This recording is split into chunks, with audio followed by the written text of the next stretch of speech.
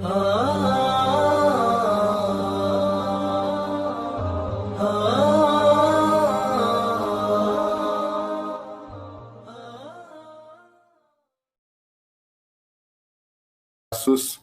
د کرملین جاسوس یو بې ضمیره یو لیونغرتې کوي. دوی غواړي چې په داسې حملو باندې خپل مظلومیت، خپله ماته، خپل شکست پټ کړي او یو ځل بیا د امریکایانو، د صلیبیانو، د اشغالګرو پښه افغانستان ته راواړوي تر څو د دوی زمون د اروپا او د امریکا په لوړو پوهنتونونو کې تحصیل وکړي او دغه کوم د ډالرو سلسله چې روانه ده دا بنده نشي او داسې یو څوک صحنې ته رانشي چې له دې خاینانو او ظالمانو جابرانو نه د کړو ظلمونو وحشتونو پوښتنه وکړي. دوی د دې په خاطر چې خپله ماته، خپله رسوایي او خپله ناکامي پټه کړي، هغه څوک چې نن نه هفته مخکې دا لاپې او پټاخې وهلې د کابل د امنیت ذمواري د یو پولیس په شان په خپله غاړه واخیسته، د دې په خاطر چې څوک په کابل کې غلاوې ونه کړي. جناب اعلی وخت چې د کابل د امنیت چارې د لومړي مرستیال په لاس کې دي، بیا ولې د کابل تر ټولو خوندي سیمه، ټولو نه ملکي سیمه، هغه ځای کې چې تعلیم او تعلیم کېږي د ترقۍ لپاره خلک پکې درس وایي، ولې دا حمله ګرځي؟ ولې په کابل کې نایټ کلبونو نه سیمټي دیوالونه تاو دي لیکن پوهنتون په امن کې نه ده؟ دا چې ته غواړې د نړۍ توجه ځان ته واړې او په دې رقم نه کېږي. زه درته اسانه چل ښیم، د ټولې نړۍ د توجه مرکز به وګرځې، ټوله نړۍ به در باندې تبصره وکړي، مظلومیت به دې مو واوري. لومړی مرستیال، دویم مرستیال او شړونګا د کابل اریانا چوک ته ځان ورسوئ او هلته د حیاوي غټې باولې وکړئ او ویډیو هم ترې نه وکړئ. تاسو وګورئ چې د ټولې نړۍ د جلب مرکز ګرځئ، ټوله نړۍ به در باندې تبصرې کوي. غیر له دې نور د تاسو په درواغو او په دوکو باندې څوک نشي غولولی، دا ملت نور نشي سراسیمه کولی. د پوهنتون، د کابل پوهنتون د محصلینو سره د زړه نه همدردي لرو، په غم باندې غم شریکي کوو. د کابل جاسوسه اداره که چیرته واکمنه وي، د خپل د اقتدار د ساتلو لپاره به لا د ډیرو مظلومو هیوادوالو وینې تویې کړي، ځکه د افغانستان د مظلومو خلکو وینې دوی ته ارزښت نه لري. که دوی ته ارزښت درلودلی، د دې په خاطر چې بیا د امریکایانو وحشي بمبارونه شروع شي، اشغالګر که افغانستان ته واري بیا مخ راوړی، دوی دغسې پیښې مخ ته وړي. دوی کوشش کوي چې په دغسې پیښو باندې د نړیوالو د توجه مرکز وګرځي. نه، نړیوال طالب داسې سک ورکړی ده که هر څه له تا سره کیږي، نړۍ د نور ذمواره نه ده. نور نړۍ هغه نړۍ نه ده چې طالب ته د دهشتګر په سترګه وګوري، طالب ته د تروریست نوم واخلي. د نړۍ هغه ځواک او قوت نور نشته. سالیګه د سی آی او د بلیک واټر جاسوسه چې ستا تر څنګ به ودرېږي او د طالبانو له اتلوالو ګزارونو نه به دې خلاص کړي. نړۍ چې له افغانستان نه وځي، له طالبانو سره یې تړون کړی، په دې پوه شه چې نړۍ ماته ده. پګړیو والا نړۍ نسکوره کړې ده. کابل کې میشتو غلامانو او جاسوسانو، د بلیک واټر او د سی آی ای مزدورانو په دې خبره ځان پوه کوي چې نور هغه نړۍ نه ده چې ستاسو په وړاندې ودرېږي. تاسو د دفاع په خاطر دلته امریکایي ځواکونه خپلې مردارې وینې تویې کړي. نړۍ که بیا هم راګرځي، موږ تېرېږو نه، موږ جهاد ته تیار یو. د موږ نسلونه به تر هغه پورې له امریکایانو سره مخامخ جګړې ته آماده وي او بیا به خپل هماغه استشهادي بریدونو ته دوام ورکوي او د دوی بیسونه لکه ګرین ویلج، بګرام او صحراباد او متعدد نور بیسونه دا به له خاورو سره خاورې کېږي. امریکا دلته مونږ سره کرکټ ته نه وه راغلی، جګړې ته راغلې وه. په جګړه کې مو مات کړه الحمدلله. زمونږ اتلانو او زمونږ غازیانو چې ټول د افغانستان ملت د احسان پورولی ده، امریکا ته، نړۍ ته، صلیبیانو، ناټو ته داسې ماته ورکړې چې د ابد لپاره دا خو پرېږده چې بیا به افغانستان ته راشي او خپل غلامانو فریاد به واوري، بیا به په نړۍ باندې د حملې توان او طاقت هم نه لري. هغه خلک چې د ایران د امریکا له بدماشۍ نه ډارېدل، نن په امریکانو باندې ملنډې وهي.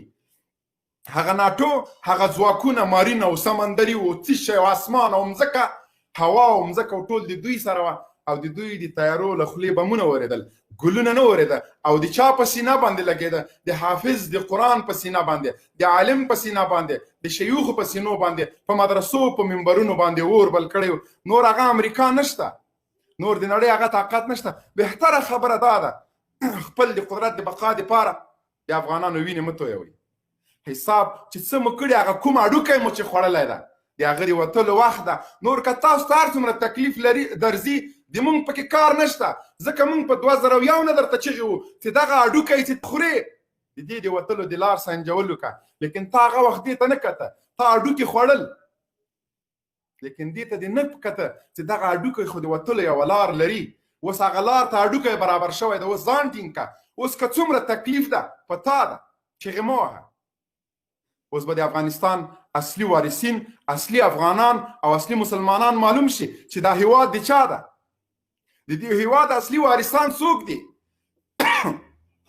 څوک چې افغانستان له وحشت او له دهشت او د صلیبیانو له اشغال نه خلاص کړ. دا څوک دي؟ دا هماغه طالب چې تی تروریست بولي، دا هماغه طالب چې تی پنجاپی بولي، دا هماغه طالب چې تا زندان ته او د مرګ دوه افشانې دې ورکړي. نن فریاد مه کوه، چغې مه وهه. اوربان به تر هغه پورې خیال او محال وي ستاسو دپاره چې تاسو داسې په جعلي حملو باندې غواړئ د افغانانو سترګو ته خاورې وشیندئ. خبردار، افغانان ویده نه دي. ورشئ تاسو په قندهار کې د مفتوحه سیمو خلک وګورئ چې څومره په زجر او په ظلم کې مو ساتلي وو. د هغوی فریاد وګورئ، د هغوی ژړا اوښکې وګورئ، د طالب راتګ ته د هغوی لبیک وګورئ. همدغسې یو حالت په 1995 کې هم تاسو راوستی. تاسو خلکو نه زامن بوتله، تاسو خلکو نه ښځې بوتلې، تاسو په هر کیلومتر کې پاټک اچولی. طالب د افغانانو لپاره په هغه وخت کې هم رحمت ګرځېدلی و، او نن هم خلک د رحمت په سترګه، د راحت په سترګه او د نعمت په سترګې طالب ته ګوري. دا چې تاسو ملت یرغمال کړی، د تاسو له یرغمال نه به دا ملت خلاصیږي. هغه تیارې نورې لاړلې چې دا مظلوم ملت به تاسو کنجه کوه. هغه وختونه لاړل چې ستاسو دبدبه وه، ستاسو فوج او ستاسو ځواک و.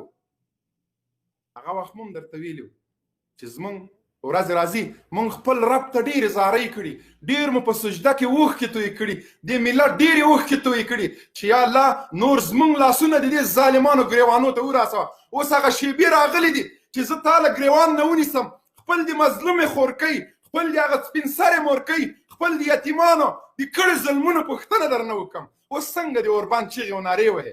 شرم نه درځي؟ دا هماغه سړی نه یې ته چې سر دې وهه سنګر دې نیوه. تا هماغه سړی نه وې چې طالب ته د اختارونه ورکوه. تا هماغه سړی نه وې چې طالب د صلح ټول فریادونه دې نه اورېدل. نن بیا ته څنګه راجګېږې دا خبرې کوې؟ تخت و تاج مه کوئ، په دې ملت باندې سترګې مه برګوئ. دا ملت بې څوکه نه ده، د هر ظلم او وحشت انتقام اخیستونکی دی انشاءالله العزیز. تاسو بې فکره اوسېږئ.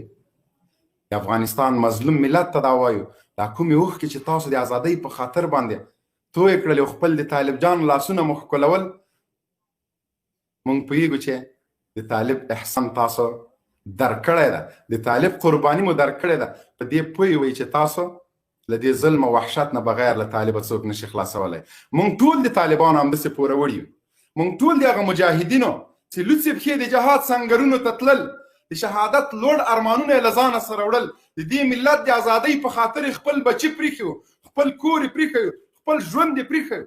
که نه دا ژوند چې ما او تا کوو دا خو هغه کولی شي تر ما او تا ښه د ژوند په چارو باندې پوهېده. لیکن زما او ستا د ازادۍ په خاطر هر څه پرېښي وو. نن الحمدلله طالب چې څه ویل هغه ارمانونو ته موږ رسېدونکي یو. موږ یې په سر او سترګو ګورو. د افغانستان ټول ملت ته وایم چې د طالب د احسان پوروړي یو. موږ دا احسان به ادا کوو. قسم په خدای د دوی د پښو خاورې د ښکلولې دي. دوی چې کومه ازادي نړۍ ته ورکړله نه افغانستان ته، د نړۍ مسلمانانو نن د طالب په نوم افتخار کوي. دغه اعزاز د طالب دپاره بس ده. دا چې ما او تا د جهاد غیرت نه لرو، طالب باندې نور القابونه ږدو. دا چې موږ بې غیرته شوي یو، دا دین خو بې غیرته دین نه ده. خو داسې وایه چې ته منحرفه شوی، ته جرأت د دې نه لرې چې د امریکا او د هغوی د غلامانو په وړاندې ودرېږې. نو دا خو مه وایه چې طالب دا او طالب هغه. طالب څه ونه کړل د دې ملت د ازادۍ په خاطر باندې. ته په اروپا کې ناست د یو څو تلویزیونو چینلونه ته ځان خبروې، ته راشه د افغانستان حالات له نږدې نه درک کړه. نږدې دا ملت وګوره چې ملت په کوم حالت کې ده. دا ملت څومره انحصار شوی ده. د ملت نه د پیسې واخیسته، زمن دې ترې واخیسته، کور دې ترې واخیسته، موټر دې ترې واخیسته، بازار دې ترې واخیسته، مارکیټ دې ترې واخیسته، ټول دې ورته په اور باندې لوله پاکه په دې جرم باندې چې دې په کلي کې یو طالب ګرځېده. نن ورشه ټول قندهار طالب ده، ټول هلمند طالب ده، ټول افغانستان له تورغره تر بدخشانه پورې ټول طالب ده. اوس د دې سیلاب مخه کنري ونیسه. دا د دې ملت رښتینې بچیان دي. قوم پرستۍ ته تا لمن ووهله، مذهبي اختلافاتو ته تا لمن ووهله، هر څه دې وکړه لیکن ناکام دي. نه وروسته هم ناکام. د کابل د قربانیانو پوښتنه به هم طالبان درنه کوي. د طالب ضرورت دی ته څه دی د کابل په پانتون باندې حمله کوي؟ ولې پارک نه کوي؟ ولې په دفاع وزارت نه کوي؟ ولې څوک یې مخه نیولی شي؟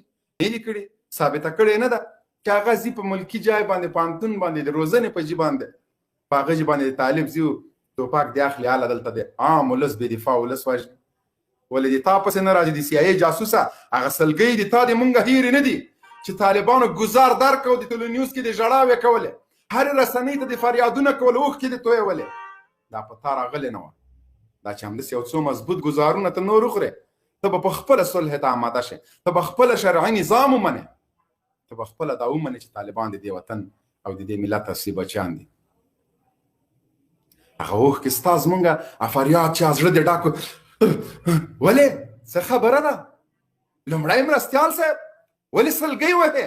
ولې د 5 طالبانو مقابله دې نه شو کولی؟ هغه سوړې چې تا وښودل په خپله دې اقرار وکړه چې زه په دې سوړو ننوتلم او دې جې نه لاړم او دلته لاړم. اوس به چېرته ځې؟ اروپا ته ځې؟ ان خیالس او محالس. لینک قاري صاحب ته اچوم. قاري صاحب محترم، نن بیا یو ځل زه ناوخته پوه شم چې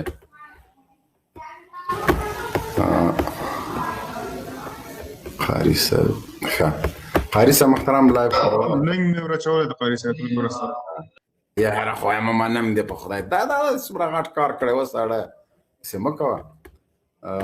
شاهین صاحب ته سټیډیو نه ورته وځه، بېرته راسه، ته سټیډیو ته نسې ختلی وروره. کړې مو په ښار باندې خبره دا یاره خو منم دې. ښه قاري صاحب سعید خوستی لایف خپرونې ته راشه. دا چې بارها تاسو ملکی اهداف په نښه کوئ، بیا پړه په طالب راچوئ. طالب چا نه ډارېږي؟ طالب چې امریکا ته مخامخ په میز باندې وایي لاس دې خلاص. په ګرین ویلج کې ما ووهلې، په نوات کې ما ووهلې، په هر ځای کې مې در باندې ګزار وکړه. مخامخ هغه ته چې بې اجازې تشناب ته نسې تللی، هغه امریکا چې ټوله نړۍ ته نه ترتې مخکې نشي کولی. طالبانو څنګه غوبل پې باندې شروع کړی وې نه ویلې؟ دا چې هغه پودړې اوس قندار ته تللی ده، څه ورته وایي سکاټ میلر داسې څپېړې وخورې ته ودرېږه، ته په چاوښته یې نه وې. ته کېدای شي نورو ملکو ته جنګونو ته تللی، امریکا کې به د ټرېننګ کوه، تشې ونې به دې ویشتلې، تا ته دا جنګ داسې اسانه ښکارېده. هغه چوچی چې د تا په غېږ کې په همدې قندهار کې مردار شو، نن هغه قندهار یو ځل بیا خپلو اتلانو ته سینه خلاصه کړې. نن هغه قندهار چې 18 کاله په ویر کې په فریاد کې خپل زخمونه یې څټل، نن هغه قندهار طالب جان ته غېږه خلاصه کړې ده. نن د احمدشاه ابدالي خاوره د کفارو لپاره سره تبۍ ده. تاسو څه ونه کړل په همدغه قندهار په ټول افغانستان کې، لیکن د قندهار وحشتونو نمونه به بل چېرته څوک موږ ته پیدا نه کړي. دلته په ژوندینې له انسانانو نه څرمن ویستل شوه. دلته داسې مجاهدین په دې قندهار کې وو، داسې اتلان پکې وو چې هغوی نه